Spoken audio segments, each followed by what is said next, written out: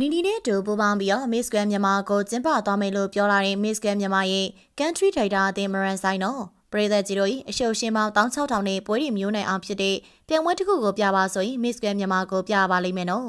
နိုင်ငံတကာမှာတက်ပြိုင်လေးပြဿနာတဲ့ကိုနိုင်ငံတွင်းမှာလည်းချင်းချင်းပြဿနာတက်နေတဲ့ဒီလမေပွဲဟာမကြသေးခင်ကမှ National Director အသင်းပြောင်းလဲထားတာလေးဖြစ်ပါရီအရှင်က National Director ထူဝက်လင်းစာ Miss Grand မြန်မာကိုတာဝန်ယူလိုက်တဲ့ National Director အသင်းကတော့အားလုံးသိကြတဲ့မရန်ဆိုင်တော်ပဲဖြစ်ပါရီထူဝက်လင်းတရား Miss Grand မြန်မာကိုတာဝန်ယူစဉ်က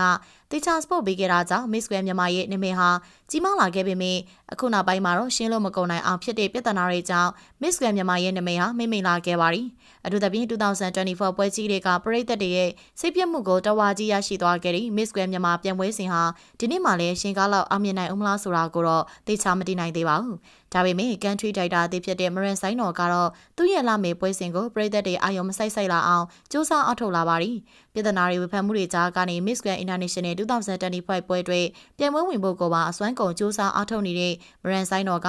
ဘသူတွေဘလို့ပဲဝေဖန်နေပါစေနောက်ဆုတ်သွားမယ့်ပုံတော့မပေါ်ပါဘူးနော်မြန်မာပရိသတ်တွေရှမ်းမုန်းနေကြပါတယ်ဆိုပြီးပပနဝက်ဘက်မှာပါရက်တီပေးခဲ့ပြီးတော့ Miss Grand International ပွဲကိုလူတွေအာရုံစိုက်လာအောင်လုပ်တဲ့နေကတော့တကယ်ချီးကျူးစရာပါပဲရှင်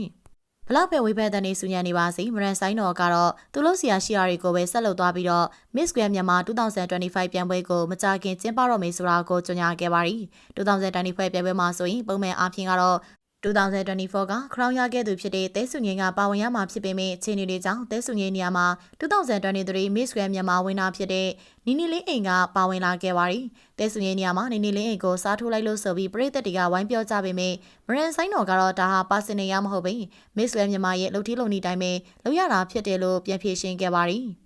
မရန်ဆိုင်တော်ကသူရဲ့ Miss Grand မြန်မာ2025ပြန်ပွဲအတွက်ခရောင်းလွှဲပေးဖို့ကို Miss Grand International 2024ဝင်တာဖြစ်တဲ့ Rachel ကိုလေးဖိတ်ကြားခဲ့သလို Rachel မအားရင်တော့နီနီလေးအိမ်ကိုယ်တိုင်ခရောင်းလွှဲပေးမှာဖြစ်တယ်လို့ကြေညာခဲ့ပါရီတဲဆုငင်းကိုတော့အကြောင်းကြောင့်ခေါ်သုံးလို့လည်းမရတော့သလိုခေါ်သုံးခွင့်လည်းမရှိတာကြောင့်ဒီနေ့ပြန်ပွဲဟာနီနီလေးအိမ်နဲ့မရန်ဆိုင်တော်တို့နှစ်ဦးပဲပူးပေါင်းလှုပ်ဆောင်ရမယ့်ပြန်ပွဲလိုမျိုးဖြစ်လာခဲ့ပါရီဒီလိုမျိုးတွေဖြစ်လာပေမယ့်မရန်ဆိုင်တော်တယောက်ကတော့သူ့ရဲ့ပြန်ပွဲကိုဘယ်သူပါမပါဂရုမစိုက်ပဲရှိတဲ့သူနဲ့ကောင်းဆုံးလုပ်ပြီးတော့ပရိသတ်တွေကိုချပြမယ့်ပုံမှာ Miss Grand မြန်မာအတွက် promotion ဗီဒီယိုကစပါဝင်ကူညီပေးနိုင်တဲ့နီနီလေးအိမ်နဲ့ပဲရှိုက်ကူးခဲ့ပြီးတော့မပါဝင်ပေးနိုင်တဲ့သူတွေကတော့နေကျင်သလိုနေဆိုတဲ့ပုံစံမျိုးနဲ့